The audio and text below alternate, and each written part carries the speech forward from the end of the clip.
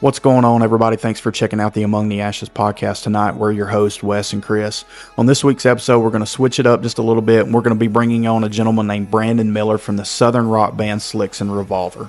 Brandon's going to share what it's like touring in 2024 and what it's like trying to bring back good old southern arena rock. Yep, you heard me right, southern arena rock.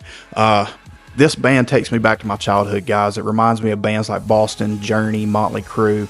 He's just got an incredible vocal range. The band is super tight. And what makes this interview even better is that Brandon's just a super cool guy, and he's an awesome dude to sit down and chat with. He's toured with the Artimus Pile Band, who, by the way, is the Rock and Roll Hall of Fame drummer for Lynyrd Skynyrd. He's also toured with 38 Special, Lynum, and many others. We hope you enjoy this episode. If you've ever been interested in the music industry and what it's like behind the scenes, this is an episode for you.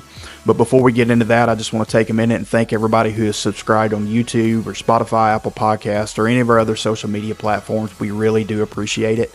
If you haven't yet, go on over to YouTube and subscribe there. Then jump over to Spotify or Apple Podcasts, iHeartRadio, and hit the follow button there as well. You can find all of those at Among the Ashes podcast. Would really help us out. We would really appreciate it. Then share us with your friends. Leave us a like, a comment, download an episode for later, whatever you want to do there. We just want you to know we really do appreciate your support. Well, that's enough babbling from me, so go grab a drink, grab a snack, sit back and relax, and enjoy this week's episode with Branon Miller from the band SLICKSON REVOLVER. What's going on, everybody? Thanks for tuning in to the Among the Ashes podcast tonight. We're your hosts, Wes and Chris. Chris, how's your day been, man?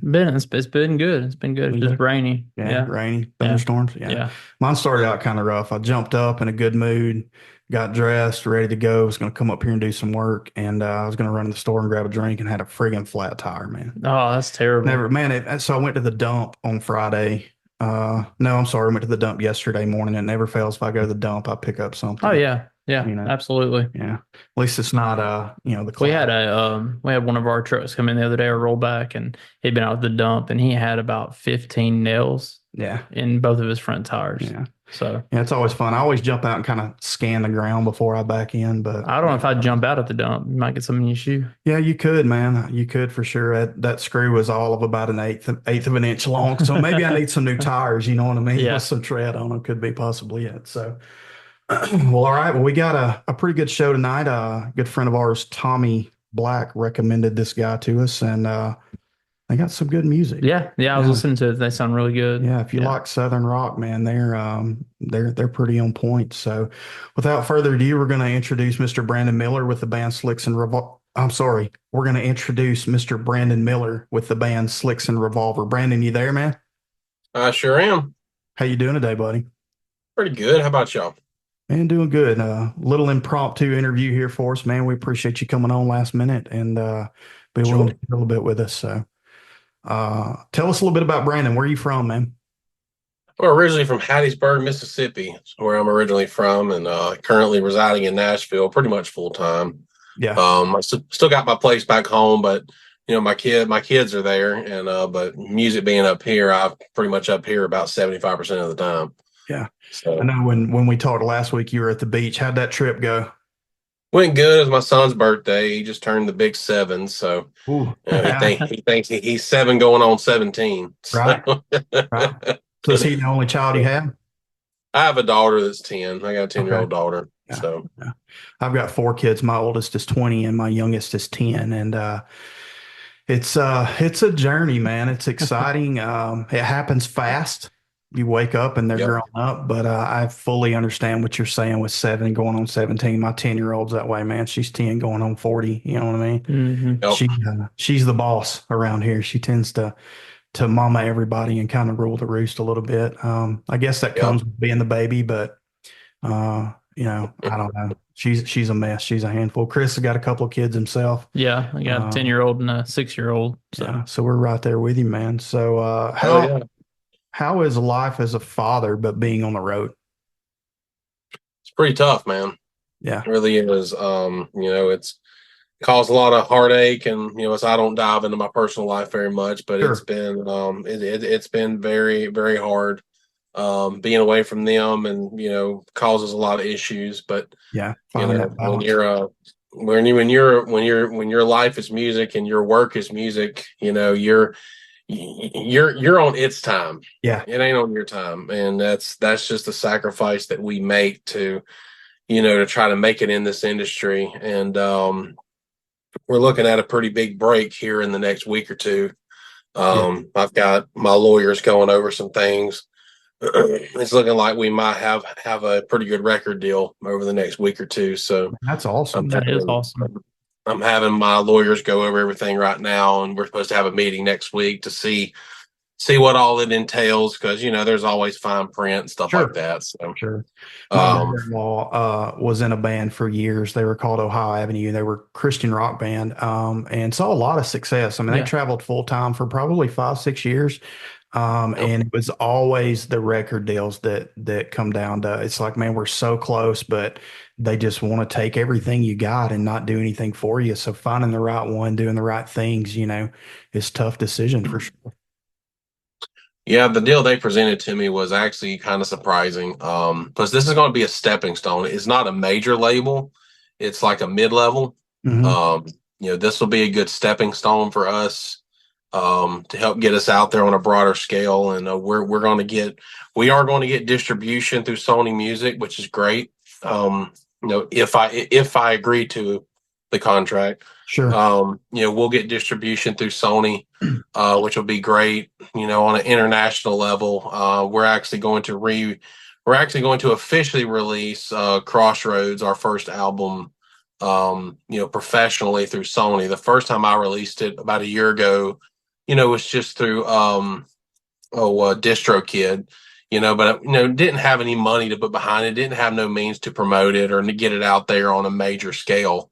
Sure. But this record label is in with Sony, and they're offering to push the record. So we're kind of going to make an official international release of the record with a heavy push behind it. So I'm hoping that, Crossroads will finally get the attention and the push that it needs to help catapult us to the next couple of levels. Right.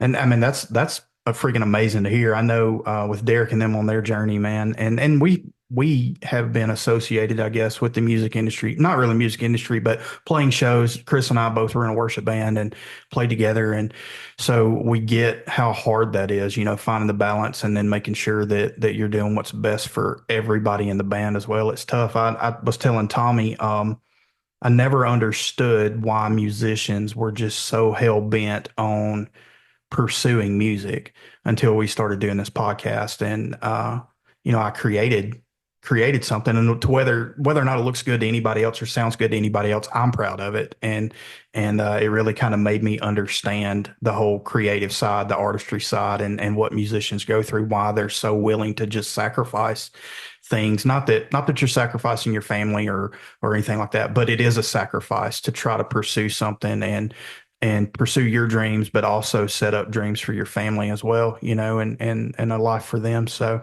I commend you on doing it, man. That's some awesome stuff. So, how long you been playing music, man? How long you been pursuing this goal? Well, I picked up the guitar seriously when I was about 11. I got one when I was like 9 years old, and but just didn't have an interest on it at the time. I was just too young. And about 11 is when I really started taking an interest in it. The music bug bit me when I was about 7 years old, 6, 7 years old, somewhere along in there. Freebird the movie had just come out, the first movie documentary about Lynyrd Skynyrd. Now, it wasn't like a reenactment. They just took a lot of old footage and made a theatrical kind of a film out of it. It's more or less like a big autobiography with live concert footage. And it had just come out. And my father was gone all the time. He worked on pipelines for a living, and he was a pipeline guy. And he come home one weekend and was flipping through channels and come across CMT. And Freebird the movie had just come out, and they were premiering it all weekend, like on repeat. Mm-hmm. And right when he flipped over to it, the last song on the movie is Freebird, live from Oakland Stadium, July 2nd, 1977. They were opening for Peter Frampton on his Comes Alive tour. And right when he flipped to it, they just come out of the middle piano solo into the last verse of the song before the solo. So my introduction to rock music and Lynyrd Skynyrd was "Bye Bye Baby, It's Been a Sweet Love." Yeah, like that's the first. That was my introduction to rock music or music in general, because my parents didn't play the radio at home. There was no instruments, there was no nothing. I mean, I didn't even know what the hell a concert was. I didn't know what a band was. I was completely ignorant. And when I heard that, I was like, and I saw the first person I saw was Ronnie Van Zant. And then as the camera started zooming out, I saw Alan Collins, and he was in this all white, awesome clothes and had this gold Gibson Explorer. It looked gold, and now I know it was Corona yellow. And I was just taken by Alan, like how he looked, and and he had this badass looking guitar, and like I was glued to the TV, and then little did I know what was coming. Right. And then when the music went into double time, I went, oh hell. So something's fixing to get going. And as soon as he ripped into those first few notes of Freebird, like it's like my soul got struck by lightning. That's the best way I can describe it. I was mesmerized by this. And then looking at a sea of people that, come to find out, there was over 125,000 people there that day. And I'm watching him just absolutely melt the freaking strings off this freaking guitar in front of 125,000 people. And they're all going insane for this. Mm-hmm. And I knew then, I was like, I don't really know what I'm watching. I don't know what's really going on. I just know I love what it looks like. I love what it sounds like. And I love how all the people are acting. And that's what I want. And I was like, that's what I want to do. Like, I don't know what it is, but that's what I want to do. And then as I got older, I started understanding that, that was a rock band, and, they play music to, in front of big stadiums and theaters, amphitheaters, blah, blah, blah. And, but I tried to play guitar from that point on up to about 10 years old, and I just couldn't figure it out. I couldn't stay focused on it. And then about 11, it's like one day I'm like, I'm gonna go get my brother's old guitar out of the closet upstairs. So he had this little knockoff cruise guitar. It was Korean made. It was all black, and it only had 4 strings on it. They were all rusted and beat up. It was a pawn shop guitar. Right. And so I went and got it out of his closet and brought it downstairs and turned the radio on, and I was just trying to find something that sounded like what I wanted. And then I discovered Rock 104 out of Hattiesburg. We were living in Purvis, Mississippi at the time. And they were playing a lot of the stuff that kind of appealed to me, like Cream and, Skynyrd and Guns N' Roses and Ozzy. They were playing all the classic rock stuff. And I was like, I didn't know what the hell I was listening to. I just knew I liked it. So I was sitting there noodling around on this guitar with 4 strings that obviously were completely out of tune. And I was teaching myself how to play songs on single notes on 4 strings. Mm-hmm. Even though it wasn't worth a shit, but it made me realize that, I can play by ear. Yeah. Mm-hmm. Yeah. And, I can tune a guitar completely by ear, to standard, half step, or full step down by ear. Yeah, that's great.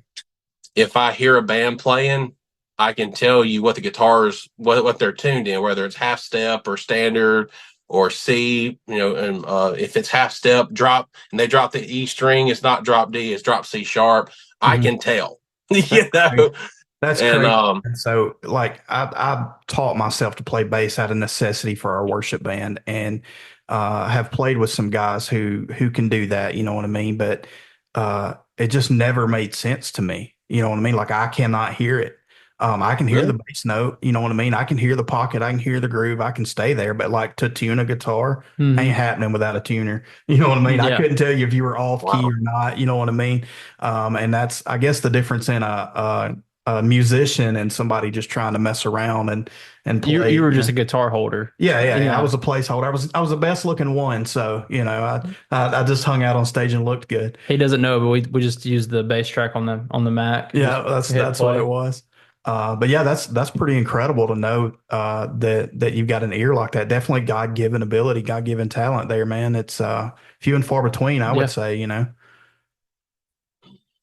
I didn't realize it at the time until I probably got about 19, 20 years old, that, how many even guitar players, whoever, that's been playing guitar longer than me, and it probably could outshred me.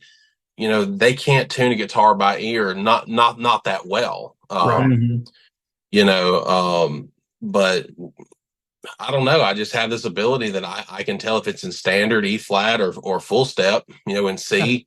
If you're in standard and you drop the E string, that's drop D. If you're in half step and you drop the E string, that's drop C sharp. And then if you're a full step down, what I call Motley Crue tuning, because Motley Crue played everything a full step down. If you're a Motley, full step down and you drop the E string, that's drop C. So, well, I feel like there's a difference, like you were saying. I feel like there's a difference between somebody who, like you, who just has that ability to hear it, and then you have those people who just study music theory their whole life. Right. Sure, they can do things, but it's not the same. Yeah. It's not natural born talent. Yeah, and there's a definite difference in people who, and I'm not taking away from those people that study music and learn how to play and things like that. But when you've just got an ear for it, and that's one thing I picked up on just listening to some of your music. I'm like, this guy has taught himself, not taught himself and doesn't do it correctly, but like he knows what he's doing. Like he can hear it, he can play it. He's definitely got some natural talent there. It's something I wish I had, man, because I enjoy music. I enjoyed playing music. I don't know that I would have ever wanted to tour. I'm sure it's fun. Like I'm a minister. I'm a youth pastor, or was for years. So I preach. My brother's a pastor. Yeah, so I know that feeling of being on stage, and this sounds terrible. It's not that I'm up there doing it for me. I'm not. I'm doing it for Jesus 100%. But like there is something empowering about getting whatever's inside of you out to somebody else, whether it be the word of God or whether it be music or whatever your gifting and talent is, you put it out there. It's addicting. Even as a minister, it's addicting for sure, So you started at 11. So that would be about how many years? How old are you now? I'll be 33 in October. So it's been right at 20 years, 21 in October. Yeah. So when did you first start playing in a band? I joined my first band when I was 16. It's interesting how it happened. There was, high school, the guys that I was in high school with. I think I was a freshman, if I remember right. I was a freshman, and there was this sophomore rock band. Their singer just quit at random or whatever. So my buddy Andrew that played drums for him, he called me up. He said, "Hey," he's like, "You can sing, right?" And I'm like, "Yeah, but I've never sang in front of people. I've never done anything." And he said, "Look," he said, we're doing Battle of the Bands here in a couple of weeks. Won't you come over and rehearse with us a few times and just have fun?" So, I was reluctant, but I went ahead and done it. I figured like hell, if I'm ever going to get any type of popularity in school, this would probably be an opportunity because I was kind of a nobody. Sure. I wasn't, not that I was picked on in high school, nothing like that. I just didn't have much of a status with anybody. So long story short, done Battle of the Bands, and we done Welcome to the Jungle and Rock and Roll by Led Zeppelin. Those were the two songs we did. And apparently I done a great job because the next day, man, the girls and the guys were all wanting to be my best friend after that, and I didn't quite know what to think about it. Like it was just so bizarre. But then I realized I'm like, maybe I'm onto something here. But I discovered I could sing when I was about 13. 12, 13. I was probably about 13 because my aunt gave me a Journey's Greatest Hits album. And I like your Journey. Your Journey and carry a tune with them. You definitely got something, that's for sure. She gave me their Greatest Hits album for Christmas because my aunt, was a big 80s rock and hair metal fan. And she gave me their Greatest Hits record. And I had heard the song Only the Young. And of course, Don't Stop Believing, because this is back in the early 2000s. Don't Stop Believing and Any Way You Want It. I had heard those three songs, whether it be on like a TV station commercial or maybe on radio somewhere. I had kind of heard bits and pieces of it. But on that record, there was one song that really stuck out to me for some reason. I've always connected with it emotionally, and that was the song Mother Father. Which is one of the deeper cuts, but they played it live a lot. And that song has some of the most insane vocal ranges I've ever heard, ever. Yeah. And Steve Perry really showcased his voice more live than he ever did in the studio.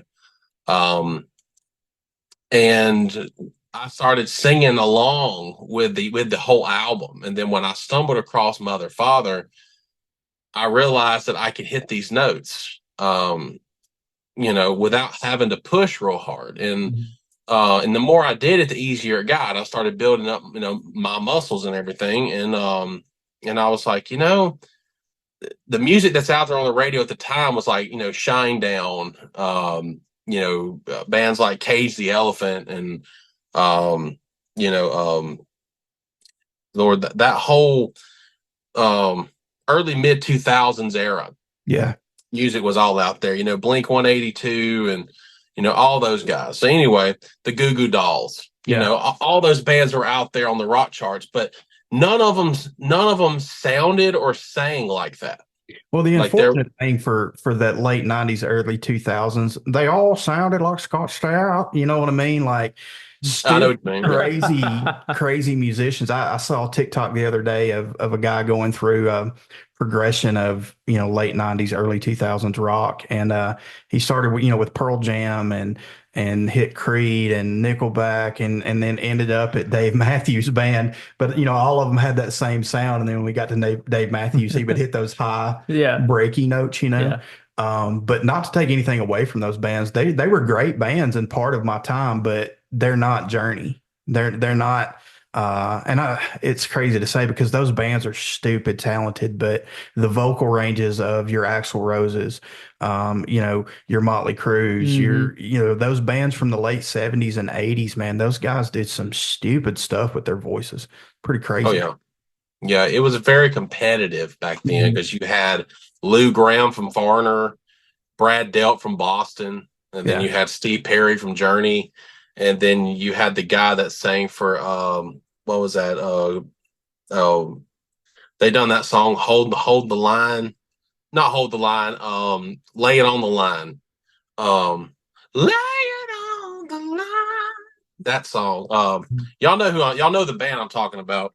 But, those guys, like their vocal ranges were so damn high. It was just insane. Was it Triumph? Triumph. Yeah. That's it. Triumph. Thank you.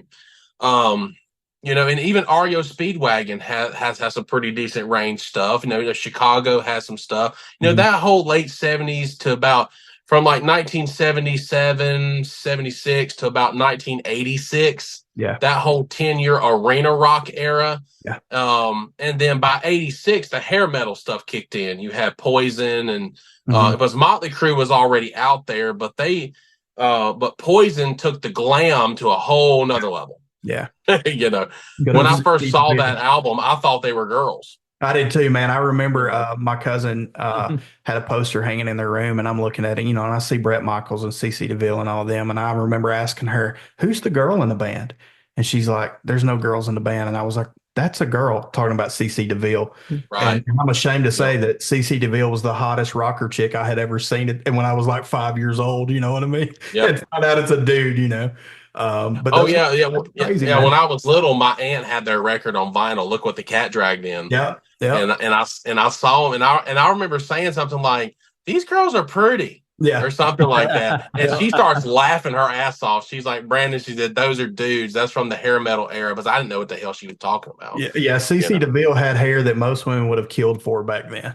Oh yeah, absolutely. Can you imagine the Aquanet on that tour bus? The amount of hairspray on that tour bus. Oh, the hairspray. Ooh. Right. You get high just off the hairspray. Yeah. And but anyway, but as far as the vocal discovery, I mean, I discovered I could hit those ranges, and I was like, there's nothing out there on the charts that sounds like that anymore. But I was in no position at all to even try to do anything original up until just about 3 or 4 years ago. I just couldn't financially afford it.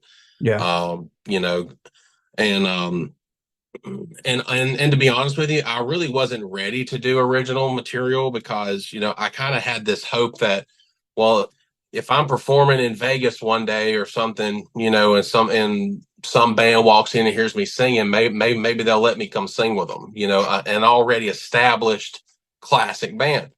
You know, I had that dream for a long time and it just never come to pass. Now, I made a great living doing tribute bands and cover bands for years. You know, I played in Vegas and all that. And, you know, I done well doing all that stuff. But it just, I come to realize, like, you know, I'm just paying my bills. I'm not going anywhere. I'm not, you know, it's not like Toto's going to walk in and go, damn, that kid can sing. Let's hire him. Sure. You know, it's like the chances of that are slim to none because I've learned in the music industry, it's very political. I call it musical politics. Yeah. You can be the next Steve Perry or the next whoever, but if you're not in a certain circle of people that really like you and want to push you, you're not going to go anywhere. Yeah, And that was a hard realization for me to come to.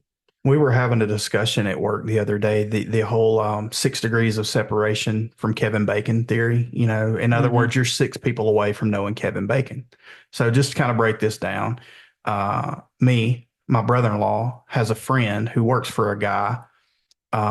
That friend was going to, and they're in Nashville, was going to do something, and there was some sort of concert, got something going on, something happening down there, and they're connected in the music industry.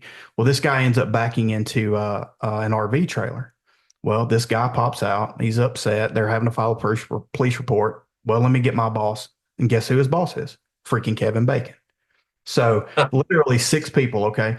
So the whole discussion though got to going because not only are you so close to anybody, you know, my brother-in-law's producer has produced for some big names, you know, Britney Spears, Taylor Swift, in the Christian industry, not Three Doors Down, Third Day, Mac Powell, you know, those different guys. But it's so hard for him. It's been so hard for him to just break in, and a lot of it I feel like is because of who you actually know.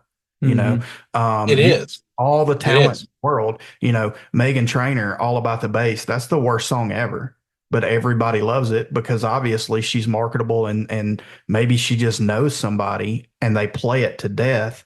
But the odds of somebody like that, just because you got talent doesn't mean anything. I think I heard a statistic one time. The next big artist steps off a bus in Nashville every 6 seconds, something like that. So it's crazy the amount of people trying to be the next big star and have all the talent in the world. But if you don't know the right person or in the right circle, you're going to work your tail off to get there. And so, and I'm saying the people that, you know, that do make it big like that aren't working as hard, but it's definitely harder whenever you're a working musician, so to speak, having to pay your dues, or seems like it to me anyway. Yeah. And I got very lucky with my situation. To give y'all a quick rundown of kind of what helped me get from where I was doing tribute acts to where I am now. When COVID hit, you know, we lost all of our contracts. So we were, you know, tributes and live music was dead for about a year and a half. Well, fast forward to the beginning of 22,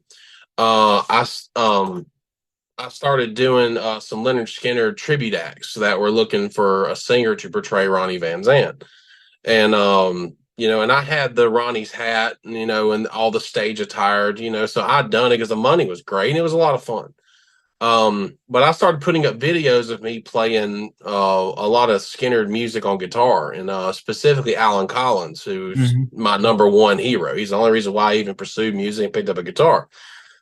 Well, I put up a video of me playing Freebird on YouTube, and it went viral, and done really well. And a friend of mine that I was in a band with from Hattiesburg, he knew the bass player for the Artimus Pile Band, which is the Rock and Roll Hall of Fame drummer for Lynyrd Skynyrd. He was on the plane crash. And Dave played bass for Artimus Pile. And Well, I become friends with Dave because of my friend through Facebook. I never actually met him, but we had talked several times. Really, really nice guy. Such a sweetheart. Well, out of the blue, the end of August of 22, he sends me, no, he calls me. He calls me because I gave him my numbers. If you ever need anything, don't hesitate to call me. So he calls me out of the blue, literally about 30 minutes before I'm about to go on stage with a Skinner tribute in Alabama. And I saw his name pop up. I'm like, okay, something's really bad or something's really good because he never calls me.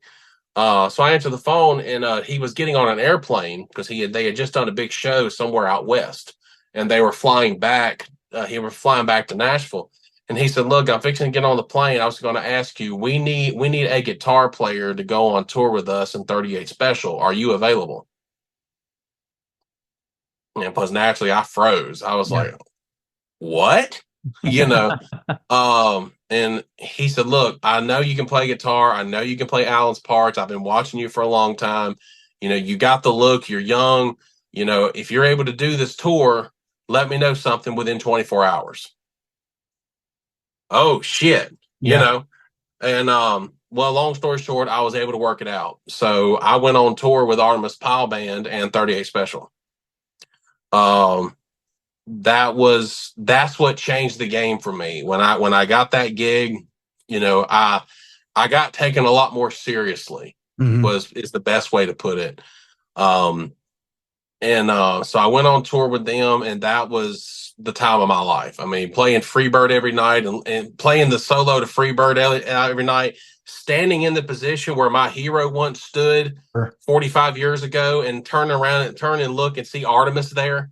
Yeah. You know, I was like, if you would have told that 6-year-old me watching that, you know, that show, the Freebird, the movie, with Artimus was playing drums, you know, if you would have told me then that I'd be playing with him, about 25 years from now, I'd never believed you. Right. Right.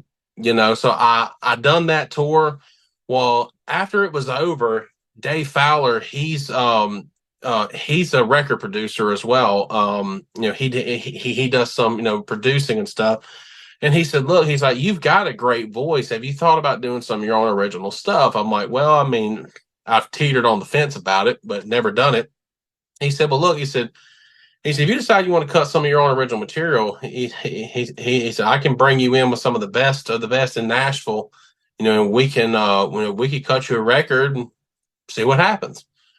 And reluctantly, I said, "Okay, you know, I'll give it a shot." So I went and wrote 5 songs, which is what's on the first record. I went and wrote all those songs, wrote and composed everything myself. And then I went into the studio with a Jack Gavin from Charlie Daniels Band, and then I had Dave Fowler. I got him to play bass. He's a badass bass player. And then I got Dane Bryant, who was the longtime keys player for Clint Black, for over 20 years. These 3 guys were unbelievable. I mean, I told them what I wanted, and they were able to pretty much duplicate exactly what I wanted. And they were all like, "Look, we don't get to play hard rock and metal. Like, we don't get to do that. So we're going to have a really good time." We're going to enjoy. So they had a lot of fun playing rock and metal versus they're mainly always doing country, you know. And so Jack Gavin, he really was able to tap back into his 80s rock roots, because that's what he loves, is the 80s hard rock. And, you know, and he was really able to do that. And so we cut the first record, and I'm like, well, hell, if I'm going to go out and play this record, I got to put a band together. So that's when I had one line up for a while. I still got my same drummer. Luckily I've only went through one bass player, but I went through three guitar players. And then my most recent guitar player I had, great guy, great guitar player, Jesse Lee. He wound up recently taking a country music gig, you know, where as a hired gun. You know, so he took that gig. He wasn't able to, you know, stick it out with us, you know, the way we needed. Basically, we're not making any money right now, and he needed a paycheck. Sure, I get it. So, I get it, man. so he had to do what he had to do. No hard feelings. I get it. It's not for everybody. I mean, Right. doing the original music world, as an official member and not a hired gun is hard, because Yeah. when you're an official member, you're investing in this band. You're not just showing up and playing your parts and getting a paycheck. Right. You Well, know, not only that, but the genre of music that you're in too is tough. Being, very hard. for Yeah. me, like I love it. I mean, I'm 45 years old. It's what I grew up on. Getting this younger generation to follow it, which I do notice.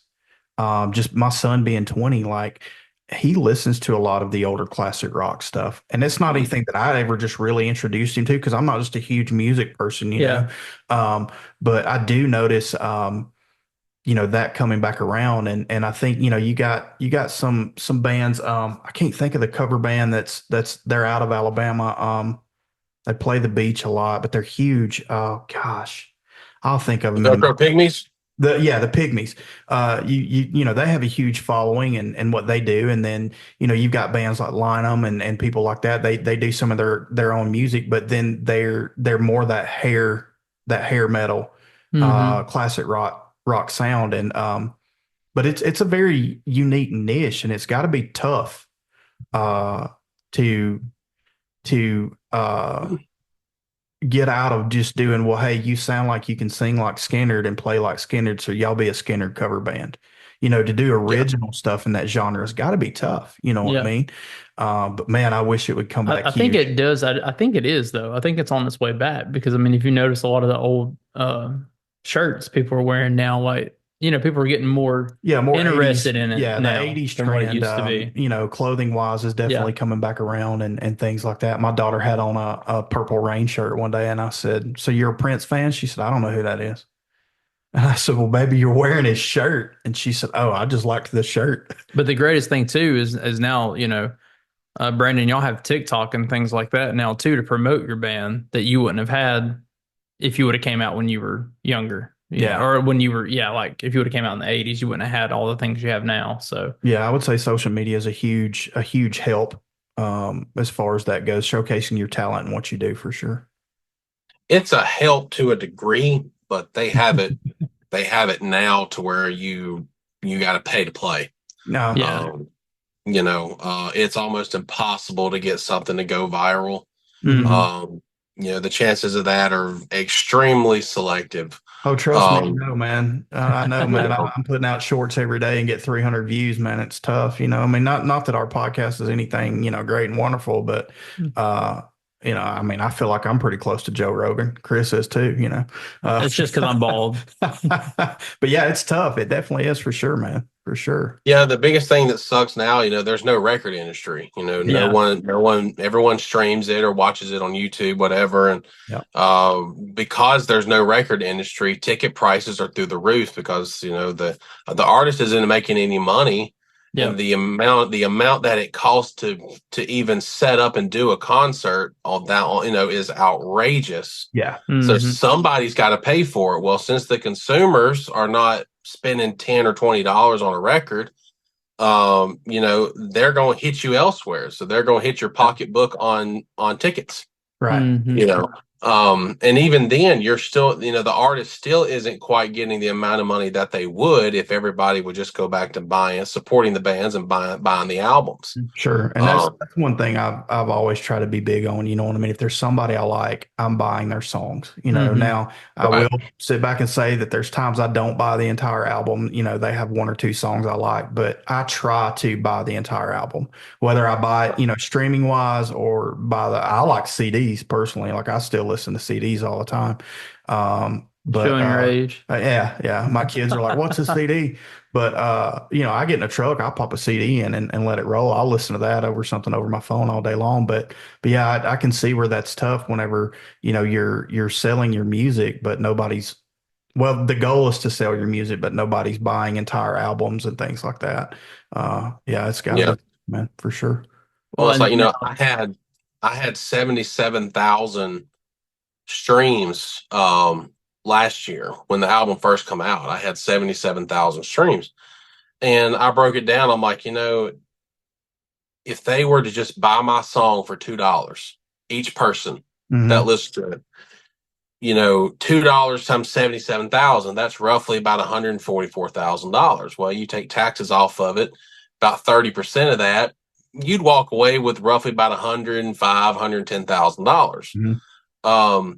I could have used that money to pay for a lot to get back in the studio, record more music, reinvest in the band, buy us road gear, buy us better microphones, better this, better that. That way, and then we could afford to have a sound engineer to come and run sound for us to make us sound better live instead of relying on somebody that's never heard us before. Right. There's so much expenses for the road that consumers do not understand. Yeah. And, like I have so many fans of the band. It's like, hey, we want you to come up to Wisconsin, or we want you to come to North Carolina, or we want you to come out to Los Angeles or Washington, and I'm like, we would love to do that. We would love to. We would do that. But unfortunately, our fans are not supporting the band. Right. Right. You're not buying our merch. You're not buying any of our music. You would rather go on YouTube or Spotify or whatever and listen to it for free. Yeah.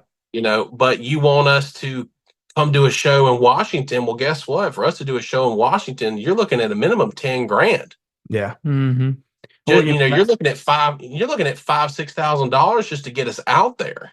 Yeah, and that's probably not even putting money in your pocket at that point. No, and you guys, it's just getting you there. Yeah, And, I have found in promoting the podcast, doing shorts and reels or whatever. So with Spotify, whenever I signed up, if we could have hit 100 followers within the first 60 days, we could monetize. Now you're talking about pennies. And that monetization is, donations and things like that. It's not like Spotify's paying us, but if we did it, it's a goal. It's something I strive for. So we've hit about 60 in the first probably 45 days. But man, I was hitting it heavy every single day. Hey, go to Spotify. All you got to do is go to Spotify and hit follow, or go to Apple Podcasts and hit follow, because it all counts, in the same place. But they won't. And I was guilty of that for a long time, watching something on YouTube and find people that I like. And I don't want to click subscribe because I don't want to jumble up my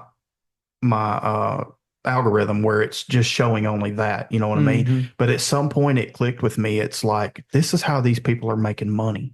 And if the minimum I can do is subscribe or follow and it helped them, then I need to do that.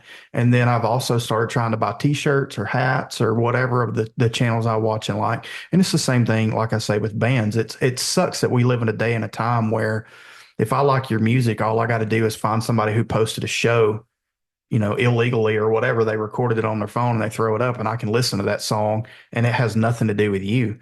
Nothing you did other tthan you were there playing that night. You know what I mean? And it sucks, but I can get my itch scratched even though I'm a fan, not helping you. You know what I mean? And it's got to suck being that that's your full-time gig, and people can take advantage of your music and your creation for free. And I know it's not all about money, and it's not, the fans are important and things like that, but it's like, hey, we do this for you, for your entertainment, support us, I can imagine it's tough for sure. Especially, you guys are at least a 4-piece band, if not 5 at all times, right? Yeah, 5-piece. Yeah. Yeah. So it makes it tough.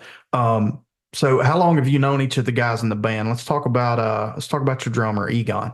How long have you been playing together? I first met Egon in 20. His name, by the way. Thank you. He's from Brazil, born and raised. He's only been in the States for about 8 years. Okay. And anyway, my favorite character on Ghostbusters. Like, I've always loved that name. But anyway, go ahead. I'm sorry. No, you're cool. Anyway, I met him in 2021. I was asked to come fill in for a heavy metal, classic heavy metal cover band out of Alabama called Contagion. And so I went and filled in with them for about 4 or 5 weeks on guitar until they found the guy that they wanted. And then excuse me. And then like we just hit it off.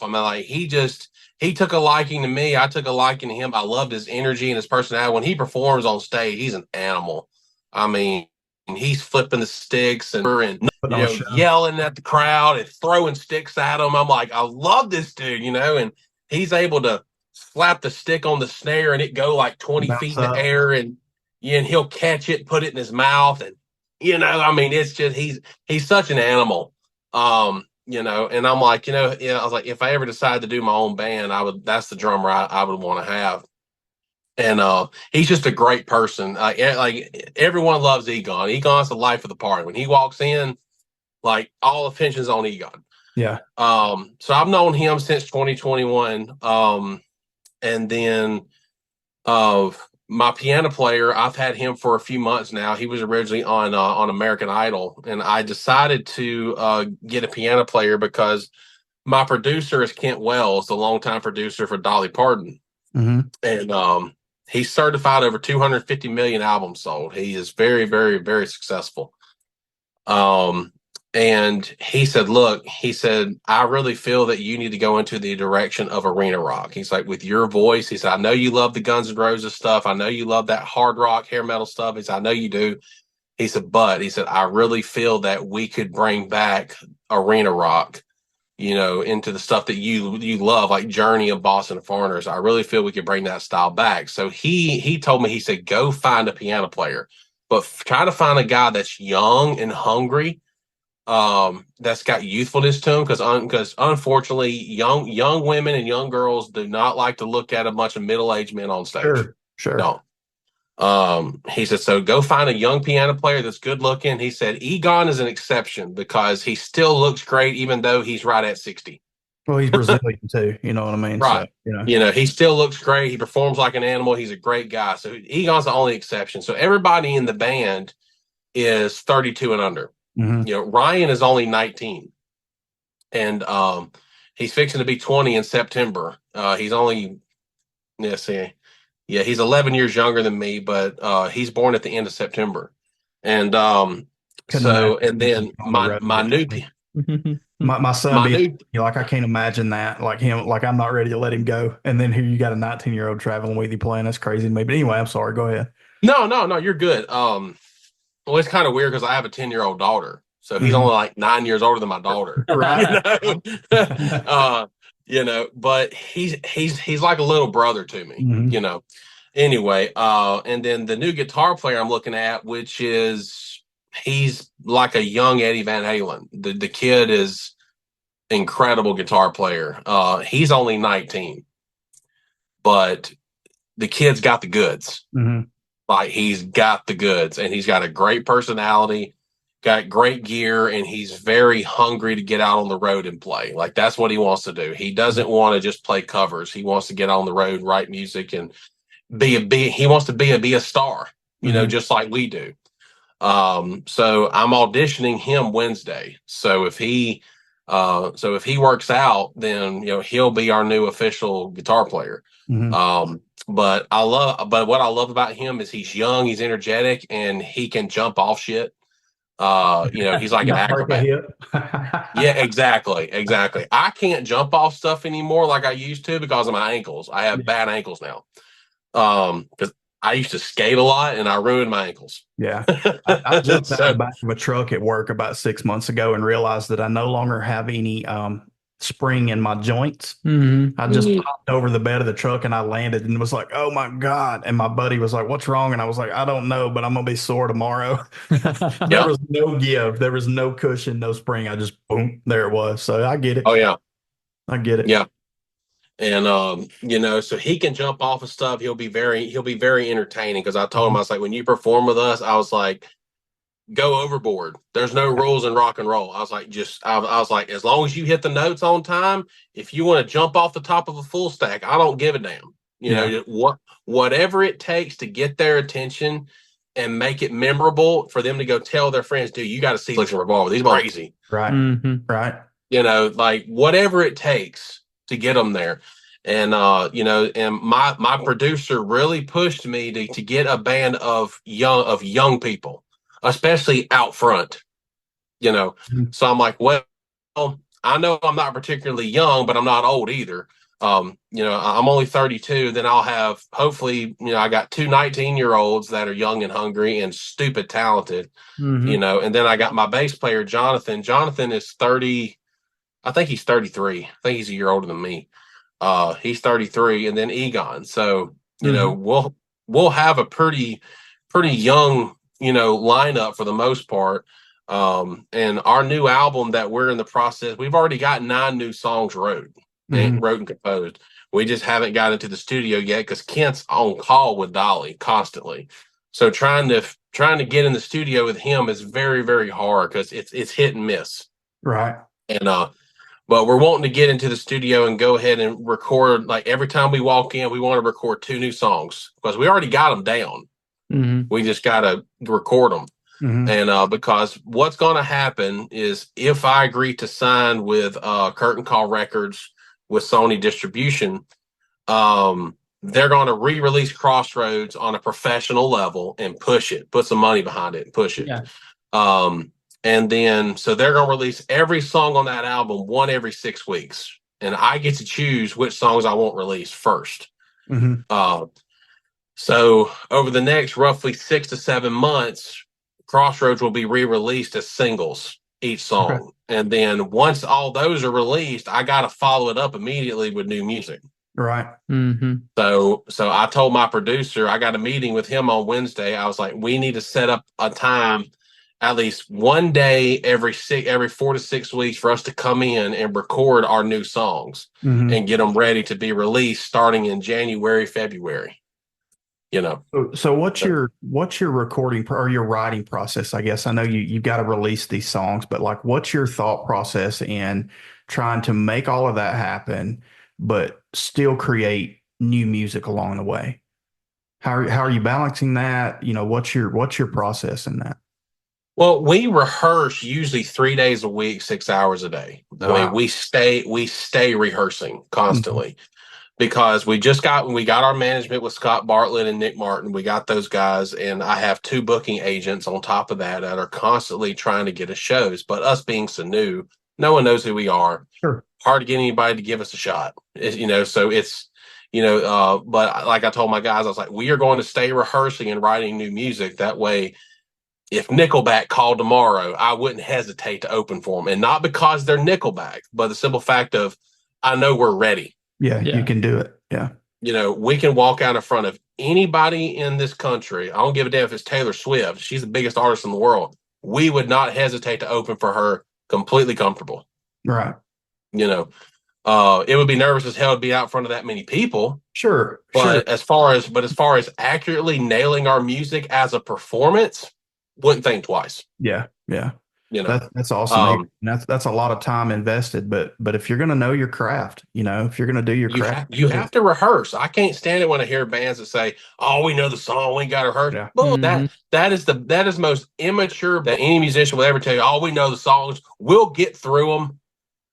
I don't get through nothing. Right. Our shows are structured out, and we play them properly a certain way. And we know exactly how we're going to start it and how we're going to end it, transitioning right into the next one. There's not going to be, oh, shit, do we end on a 3 or do we end on 4? What do we do here? Oh, shit, I forgot. There ain't none of that. Right. Right. But that's what separates them.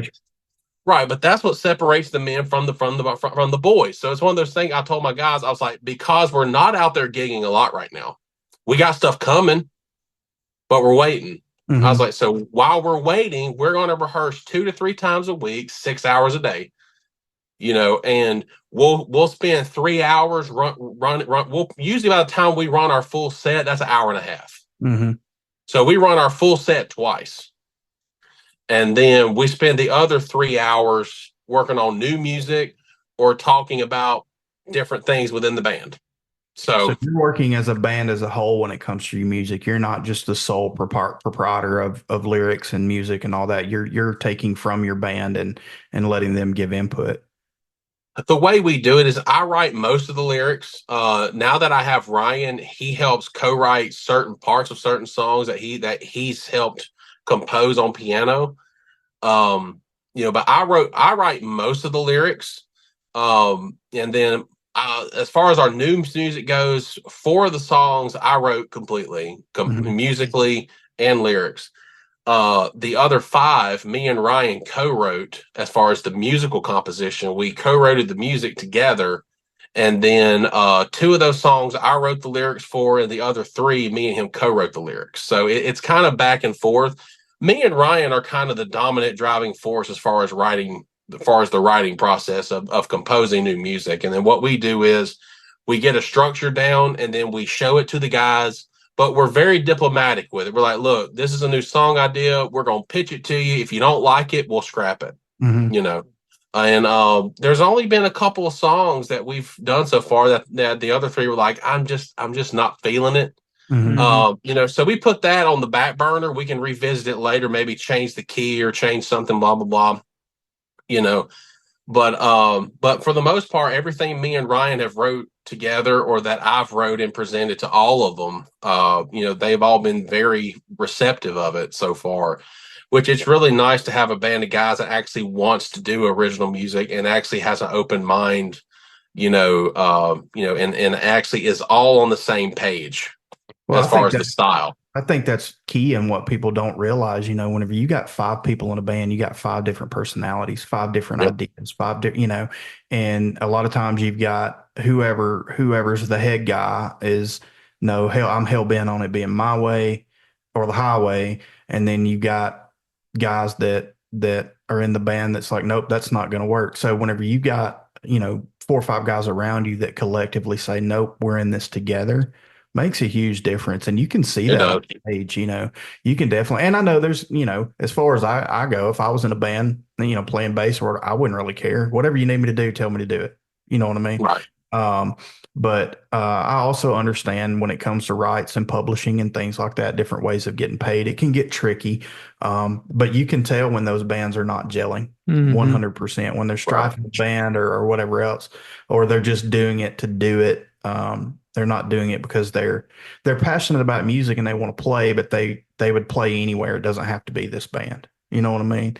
And when you got guys that are just sold out and thinking, yes, this is the band. These are my guys. These are people I love. It makes a huge difference as a fan watching, you know, for me to not see that strife and that hatred going on. You know what I mean? Because there's enough pressure anyway without having strife, you know, amongst the band for sure. So that's good to hear. That's pretty awesome. So who are some of the bands that you've played with?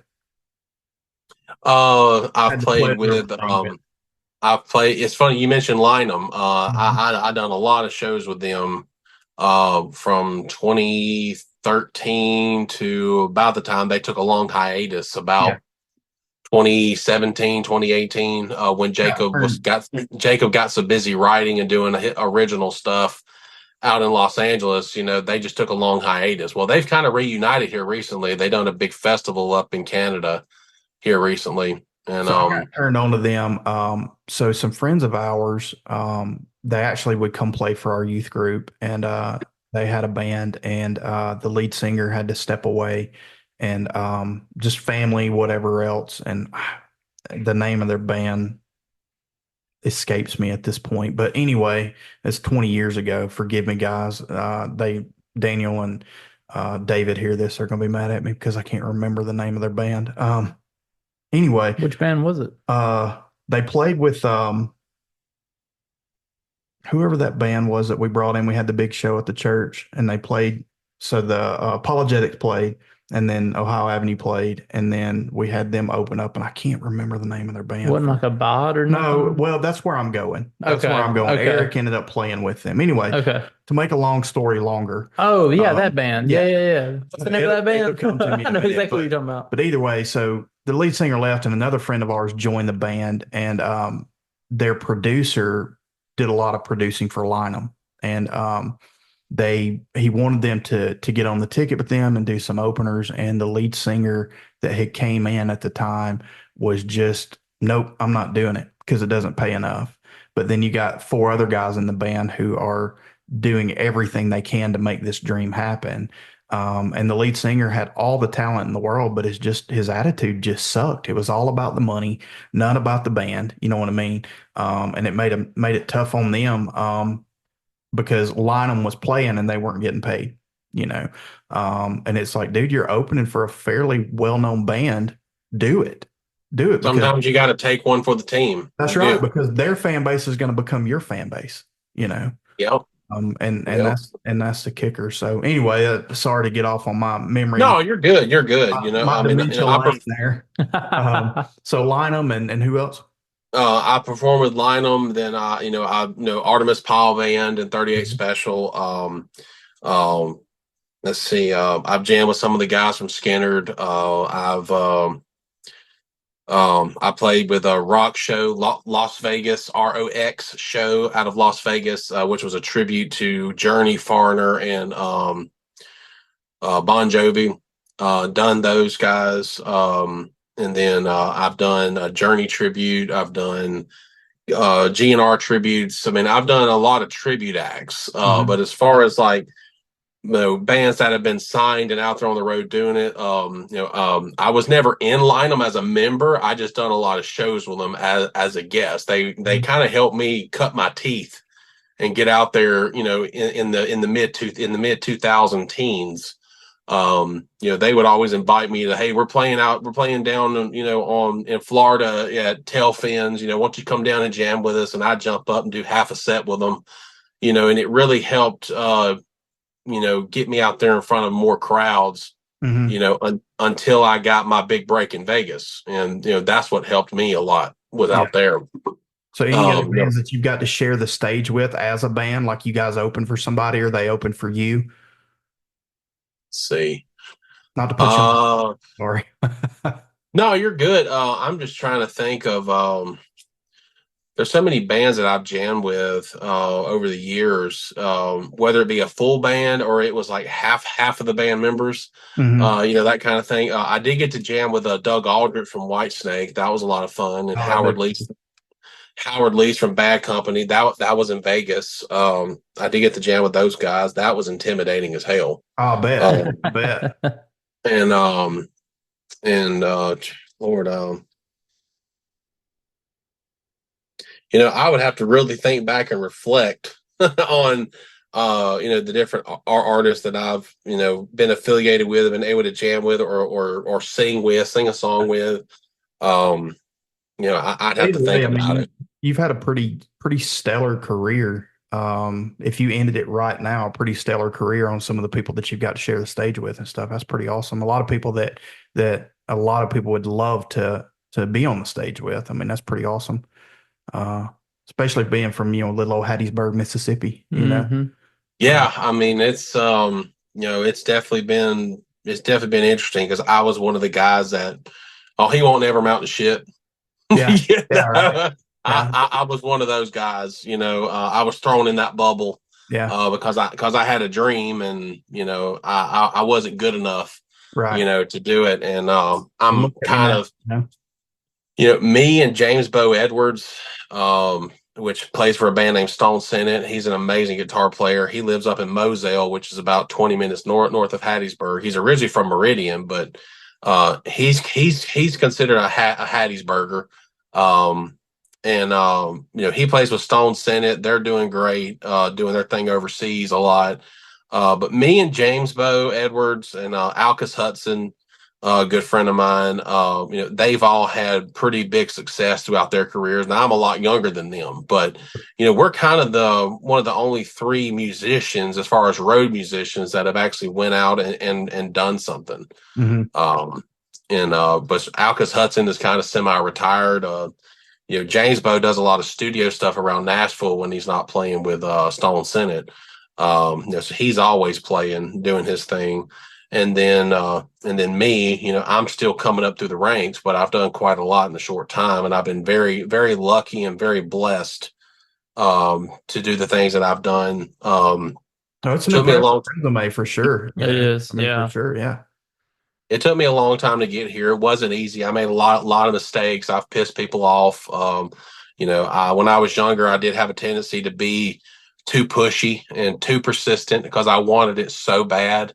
So I did kind of not burn bridges, but kind of built up a wall between me and some people, from like 10 years ago.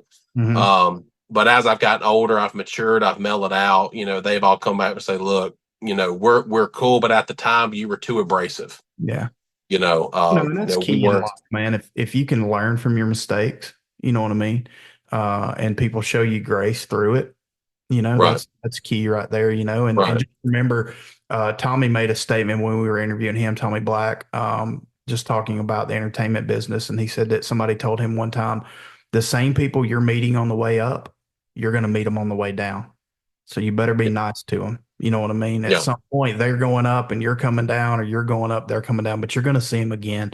So, remember those days, because, they may be able to help you, at some point. Hmm.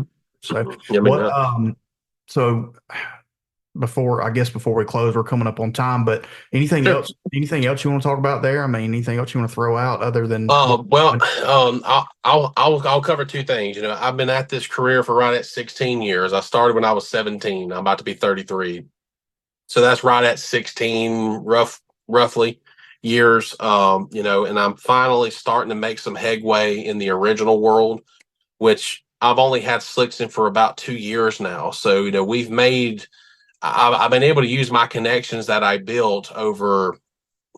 So if you take 2 years off, roughly a 14-year career, I use those connections, professionally, of course. Not, I didn't abuse them, but I use those connections and relationships that I built with people to try to help SLICKSON get to where it is now. And we're starting to make some headway. It's just taking time.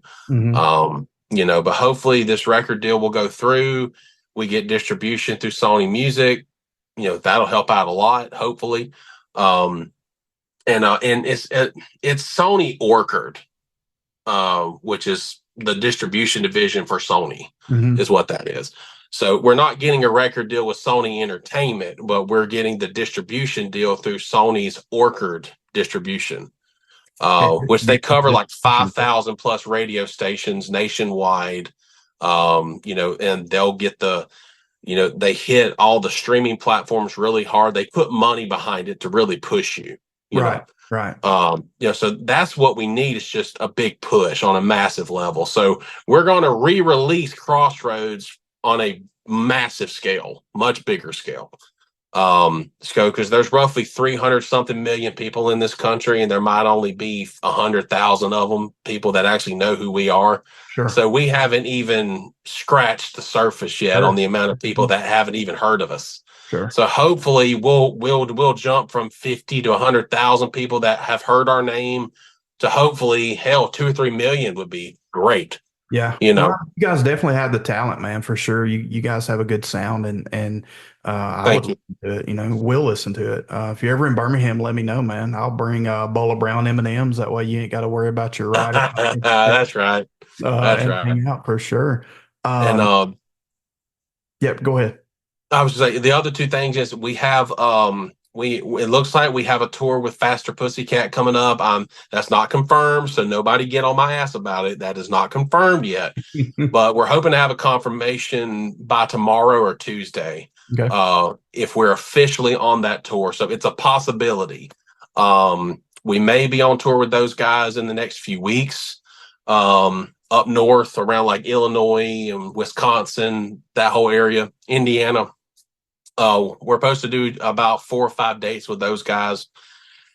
And then after that, the next show we got the Whiskey A Go-Go in Los Angeles. We got booked to play there. Hell, it's been probably about 6 months ago now. So we're stoked to do that. We're supporting Heaven's Edge. I'm sorry? So that's an awesome venue. I've never been there, but it's legendary. And I've never played there, anyway, but we're doing the Whiskey in LA. I had a short stint out there as well. It was a lot of fun. I never got to play the Whiskey, so I'm looking forward to doing that show out there with the band. We're supporting Heaven's Edge. They were a hair metal band in the late 80s that bled into the early 90s, and they play the Monsters of Rock cruise every year. And so we're looking forward to meeting those guys. And then if we get on with this label through Sony, we are supposed to play their main stage at Daytona Beach in Florida. Oh yeah, that'd be awesome. That'll be in October 17th through the 20th, I think. But I'll have everything out there on all of our social media platforms and on our website. It's SLICKSON-revolver.com for those that hear this and want to check it out. We have our own website. That's a We'll dash, have an underscore, right? Yeah, it's just a dash. A dash, not an underscore. SLICKSON-revolver.com. That's our website. I'll post everything in the show notes too. That way, everybody who's listening, you can go check them out and find that from there. Don't mean to cut you off, but continue. No, you're good. So we'll have everything on all of our social medias as far as our show dates and our website. So, and we will keep everybody updated, but we're easily accessible. If anybody has any questions or anything, they can reach out to me, or if anybody wants to book us. We do some covers as well, depending on how long we're booked to play. We got about an hour and a half worth of original material, but we got about an hour's long worth of covers. Some 70s and 80s stuff. So if we could do weddings as corporate events and stuff like that, so if anybody wanted to book us, you can reach out to us. We're easily accessible. So, sweet. That would be a but anyway. Sure. Yeah, it would be. We'd love to do it. We'll play November Rain as the bride walks in. There you go. There you go. Well, I'm gonna put you on the spot real quick, and you can turn it down. You set up to play anything? Could you play for us? Actually, I'm not, brother. I wish I'd have thought about that. I would have done it. Too, man. I was thinking about halfway through. I was like, I wish I had him play something. But I tell you what, if you want to do this, if you want to. It's totally up to you, but if you want to record something real quick at some point and just email it to me or whatever, I'll be glad to throw it in the video. I have some stuff recorded. Yeah, I can send you something. Shoot me something, man. I'll throw it in there, and that way folks can get a sound bite as well. So yeah. Well, all right, brother. Well, I don't want to take up too much more of your time. Again, I do appreciate you jumping on short notice. I know we had you booked and things happened and fell through, and we were going to try to do through the week last week, and that didn't happen. And so I'm glad it did, man. It's a good interview. I've enjoyed it. So, well, all right. Yeah, that sounds good. I appreciate it, guys. All right, good deal. Well, we will post everything in the show notes, guys. Go check them out. SLICKSON REVOLVER. If you like 80s music, if you like rock and roll, good old Southern rock, they're pretty. Or if you like Lynyrd Skynyrd. Yeah, if you like Skynyrd. Either way, man, they are. I'm not just talking it up. I mean, they're really talented. They're really good. So check them out and help build their fan base, man. Go support them. Buy some songs. Buy some merch. Some pretty cool designs out there too, especially if you like hot chicks. But yeah, all right, brother. Well, Branon, man, we really appreciate your time, dude, and we'll be in touch. Man, for sure. Thank you. Yep. If we can do anything, let us know, man. Absolutely. Appreciate you guys. Y'all have a good day. Yes, sir. You too, bro. Thanks, man. All right. Bye. All right. Bye-bye.